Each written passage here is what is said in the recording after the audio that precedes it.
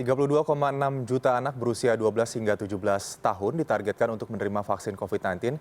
Bagaimana potensi paparan virus bagi anak dalam kelompok usia tersebut, dan untuk membahasnya kami telah terhubung dengan Dr. Tiprim Basarah Yanuarso, dokter spesialis anak sekaligus Sekjen Ikatan Dokter Anak Indonesia atau IDAI. Selamat malam, Dok. Apa kabar?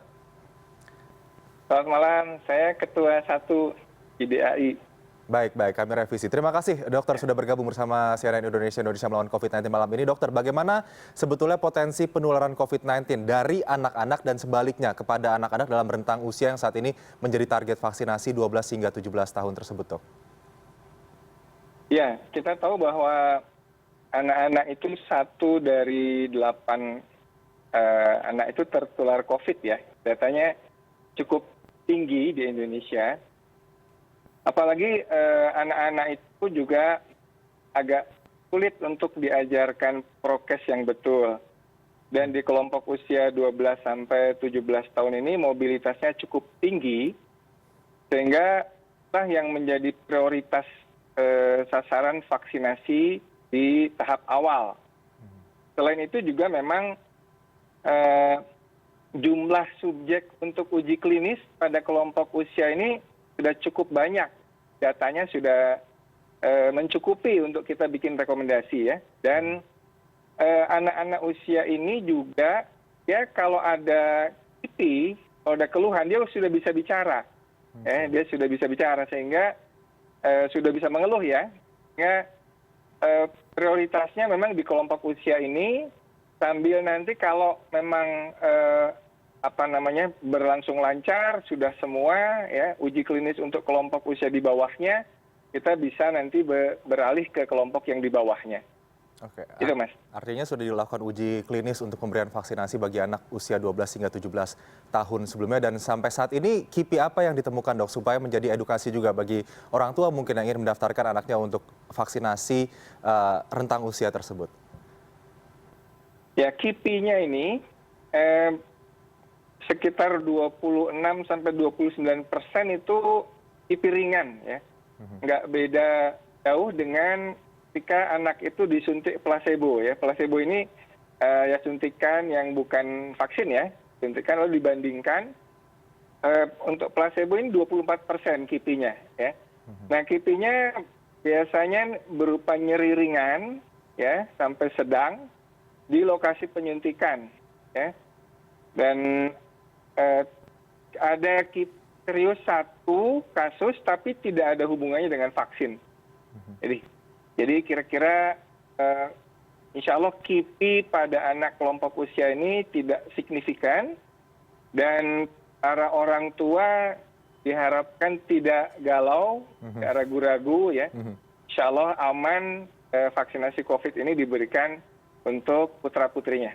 Oke, dokter, ini saat ini vaksin yang sudah dikeluarkan izin penggunaannya untuk anak usia rentang 12 hingga 17 tahun, vaksin Sinovac, apakah ada kemungkinan nantinya vaksin merek ataupun jenis lainnya juga akan diberikan kepada anak? Apa sebetulnya yang menjadi indikasi vaksin tersebut bisa dikatakan aman diberikan kepada anak dalam rentang usia tersebut, Dok? Ya, sebetulnya tergantung dari pemerintah memilihnya apa dan tersedianya apa ya. Kita kan yang sudah tersedia adalah Sinovac. Ini bentuk vaksin inaktif ya, dengan virus yang inaktif ya. Dan efektivitasnya cukup baik dengan reaksi simpang atau efek sampingnya yang tidak signifikan, sehingga ini bisa jadi rekomendasi yang cukup efektif untuk anak-anak kelompok usia 12 sampai 17 tahun.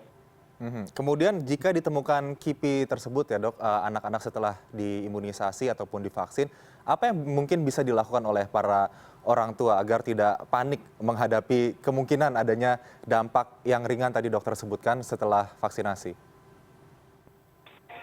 Ya, kalau dia sifatnya hanya nyeri ya, mungkin kalau nyerinya ringan, tidak perlu obat apa-apa, cukup dikompres hangat saja ya.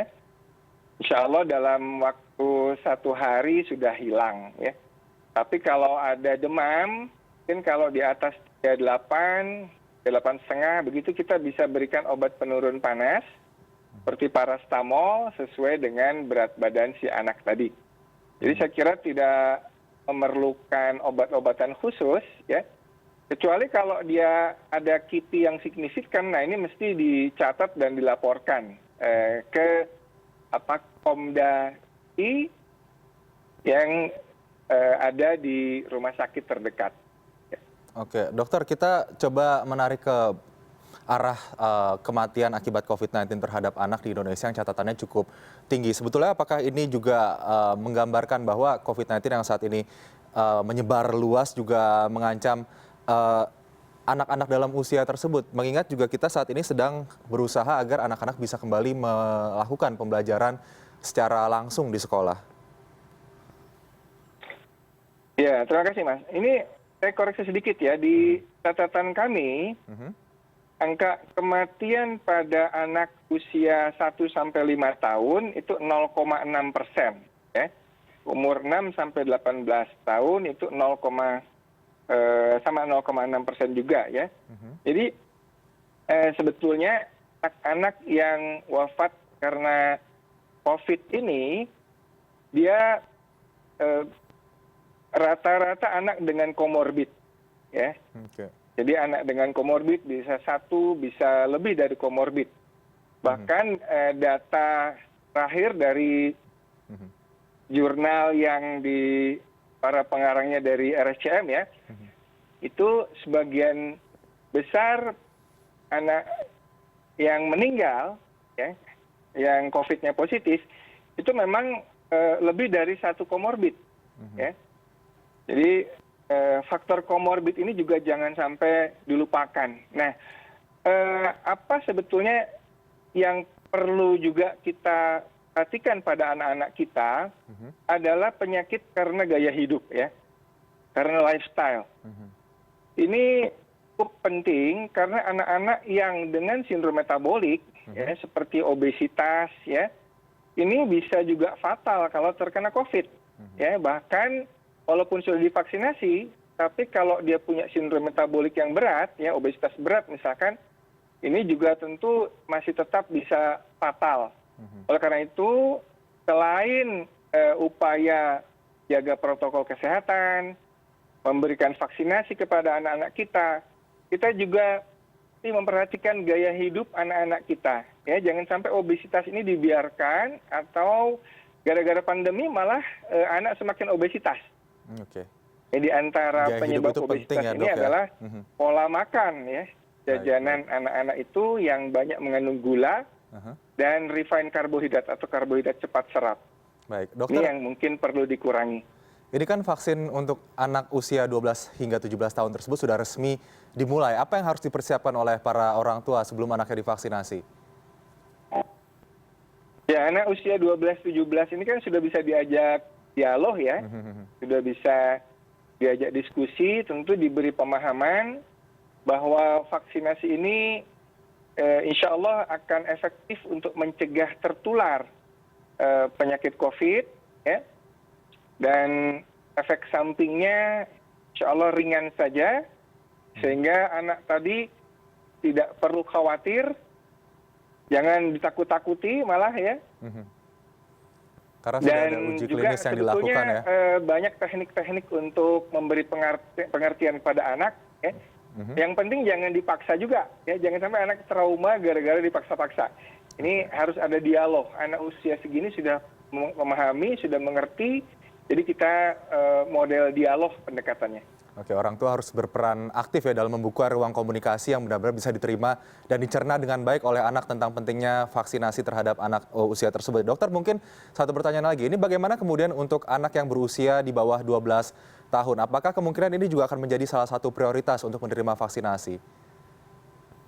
Iya, tentu saja. Nanti setelah yang usia 12 sampai 17 tahun ini targetnya tercapai, dan setelah uji klinisnya nanti memadai, maka kita akan menyasar kelompok yang lebih muda.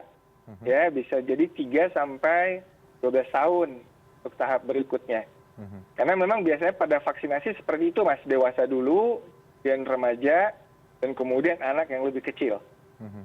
Tapi jenis vaksin yang diberikan apakah akan sama terhadap vaksin yang diberikan kepada orang dewasa atau berbeda sebetulnya, Dok? Sama. Jenis Sama, vaksinnya sama persis. Oke, baik. Semoga ini benar-benar bisa meyakinkan para orang tua ya untuk segera mengikuti program vaksinasi yang sudah diberikan oleh pemerintah untuk anak berusia 12 hingga 17 tahun sehingga benar-benar herd immunity ini bisa benar-benar bisa lebih cepat untuk tercapai sehingga kita bisa lepas dari genggaman virus corona yang saat ini mewabah. Untuk sementara terima kasih Dr. Piprim Basarah Yanuarso, dokter spesialis anak juga sekaligus Ketua 1 Ikatan Dokter Anak Indonesia sudah bergabung bersama Indonesia Melawan COVID-19 pada malam hari ini. Selamat malam, dokter. Sehat selalu. Malam, Mas Adi.